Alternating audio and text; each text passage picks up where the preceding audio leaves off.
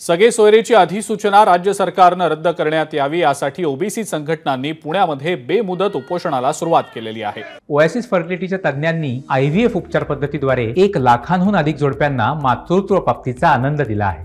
मोफत appointment book करण्यासाठी आजच संपर्क साधा।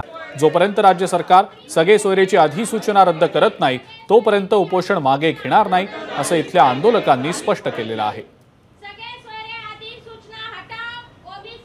ओबीसीच्या अस्तित्वाचा अंत करायचं हे राज्य सरकारचं जे नियोजन चाललंय आणि एका माणसाच्या हट्टापायी महाराष्ट्रातल्या 58 ते 60% ओबीसी समाज म्हणजे जवळजवळ 6 कोटी जनतेचं भवितव्य, त्यांच्या मुलांच्या नोकऱ्या, त्यांचे राजकीय प्रतिनिधित्व, त्यांचं ॲडमिशन्स हे धोक्यात आणायचं आहे आणि ह्याला आम्ही कडाडून विरोध करणार आहे। कारण की जर ही अधिसूचना अध्यादेशामध्ये रूपांतरित झाली तर 1 ते 2 महिन्यामध्ये ओबीसीचं आरक्षण संपून जाईल। मुळात आता काही करून आहे ना, एकनाथ शिंदेंना काही करून जरांगेंना हे आरक्षणासाठी सपोर्ट करायचा आहे। कारण त्यांना मागच्या लोकसभेच्या मध्ये जो धक्का बसलेला आहे तो विधानसभेत बसू नये या दृष्टिकोनातून जरांगेंचे लाड पुरवण्यासाठी हा अट्टाहास चाललेला आहे। एबीपी माझा, उघडा डोळे बघा नीट।